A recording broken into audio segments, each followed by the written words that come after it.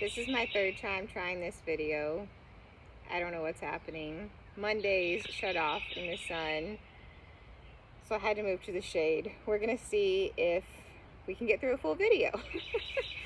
Okay, so today is Tuesday, May 17th. We are going to be doing 5 to 7 sets of 6 to 8 front squats at a tempo of 2-0-1-1, which means 2 seconds down, not pausing at the bottom, controlled up for 1 second, holding at the top for 1 second. Okay, so 2-0-1-1. Then we're going to rest for 45 seconds, and then we're going to get 2 Turkish get-ups per arm in. We're going to rest for another 45 seconds, and then we're going to get a 60-second hollow hold or rock, or maybe a combination of those two. Okay, and then you're going to rest 45 seconds again before you start back at the front squats. When we say 5 to 7 sets, it might be good for some people on 5 sets, and you might be going a little bit heavier. If you go 7 sets and going heavier, that's great. If you go 7 sets and are taking it down a notch, maybe to 60 to 70%, that's fine as well, guys. So we want you to listen to your body, do the appropriate amount of sets for you, okay? So we're gonna start off. The thing we need for our warm-up today is going to be our kettlebell, okay? We're gonna start off with a 20-meter bear crawl. When you do a bear crawl, trying to keep your legs locked out for this one so we can stretch out those hamstrings a little bit more. So going down, taking nice big steps for 20 meters, okay? So 20 meters is probably 30 steps, 20 steps maybe, something like that. So 20-meter bear crawl. After you are done with your bear crawl, we're going to get 10 Bootstrappers.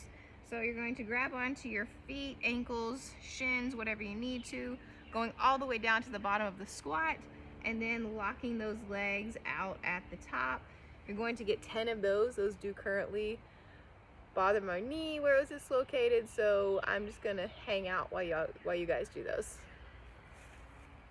10 Bootstrappers. I like to shimmy at the top as well. If you've dislocated your knee and put it back in, and whole painful thing, let me know what your recovery time was and if you had anything special that you did, because it's just sore now in some spots. Okay, after you do that, we're going to get a crab walk. I'm not going to walk because I will walk out of here, but you're going to turn your hands out and behind you, get your feet kind of close to your butt, trying to get this tabletop position, opening up those shoulders, pressing that chest through, trying not to just do this number right here. Depending on your mobility, you're getting here and then you're walking, okay? 20 meters. You can go forward or backward, whichever you want to do.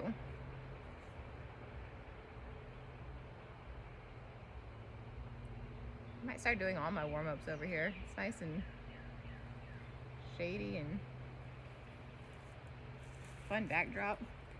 All right, after that, we're going to get some tall plank knees to cross elbow, okay, to cross over elbow. So knee to opposite elbow, basically. So I'm going to get in this tall plank position. All right, I'm not piking, I'm not sagging. Tall plank, pressing those shoulders through, going across. Not able to do that one.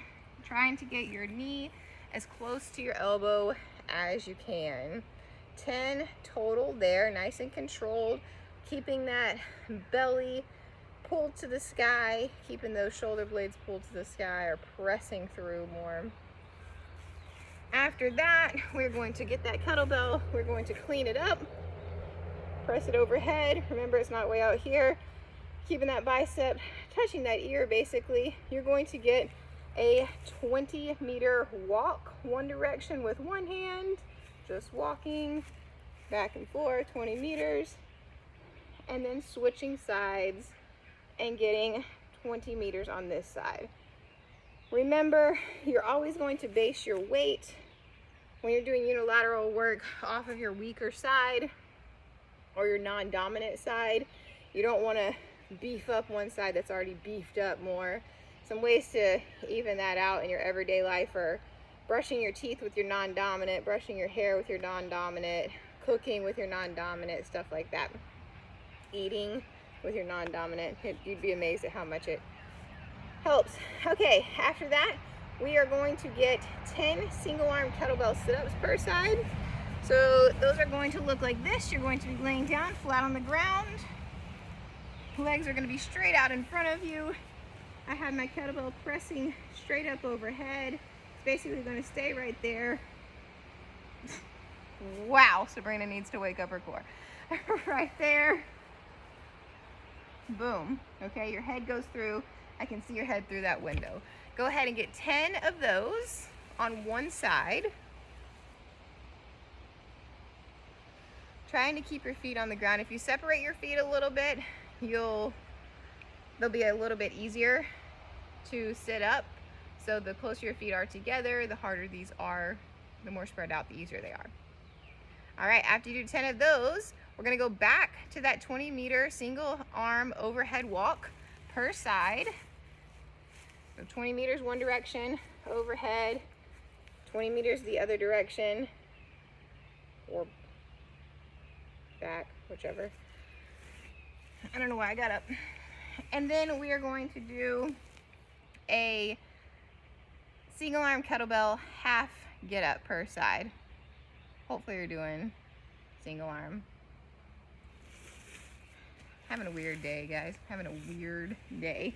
All right, so remember, whenever you are doing a Turkish get up, the right knee is bent if the right arm is in the air, okay? The left leg is out. So same arm is bent as this knee is bent, okay? You're gonna take that left hand, you're gonna put it out to your side. You're going to roll up. This is just our half right now.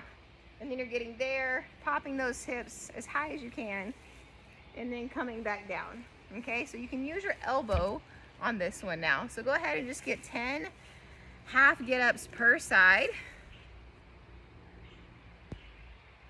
I'll be interested to see if I can actually get in a full Turkish get-up in a minute. All right, after your 10 per side, I'm sure you're probably still doing those. They're not full get-ups, they're just half.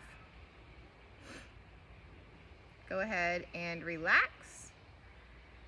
All right, while you're grabbing a sip of water or whatever, I'm gonna go over the Turkish get-up. So you're going to be going all the way up and all the way down for one, that makes one full rep, okay? So, I'm here.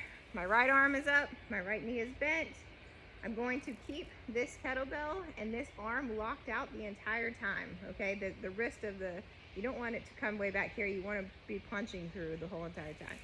So I'm going to come up, press my right arm up, popping my hips, bringing that knee through. Sorry, I'm a little wobbly. My knee really doesn't feel good. And then you're going to stand up. I'm going to use a hand. You're going to stand up right there. This is half the rep, okay? Then you're going to go back down, touching the ground, kicking that leg through, and controlling it all the way down, okay? So go ahead, try those out. Rewind that, ignore the part where I cannot get out of my lunge because of my knee.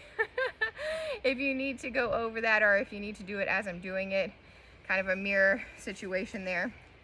Turkish get-ups, guys, are just a hard concept to get because there's so much happening at one time. So if you don't get it the first couple of times, the main thing you want to do is make sure you kick your knee back to somewhat adjacent, perpendicular, I think, position. So you don't want to kick back just straight. To get a little bit more balance, you're going to kick back right here, and then you're going to stand up. I mean, go back down. So whenever you come down, if you just go here, it's going to be kind of hard to do anything. If you're here, it's a little bit easier to hinge at the hip to get back down, okay? So hollow rocks, multiple versions of those we can do. Obviously, hollow hold, belly stays down, back stays on the ground, shoulders are off the ground, legs are pointed, toes are pointed because it's hard to point your legs. Right here, if you need to, pull your arms down by your sides, bend your knees, whatever works best for you. The main thing we're focused on is the small of your back kind of staying glued to the ground, not arcing here, coming off the ground. If you need to rock, a small rock. It's very small. It's not using a bunch of momentum, okay? Not using a bunch of momentum. So try those out. Those are your options there. And then front squats, remember that they are with the barbell. They're 2 seconds down. If you want to do front rack kettlebell, perfectly fine as well, since you already have kettlebells out. 2 seconds down, not pausing at the bottom, coming up controlled, and then pausing at the top for 1 second. 5 to 7 sets.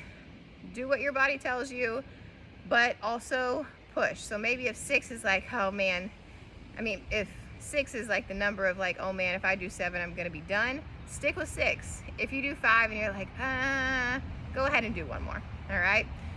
Have fun with it, guys. I'm gonna work on technology and getting my life together technology-wise.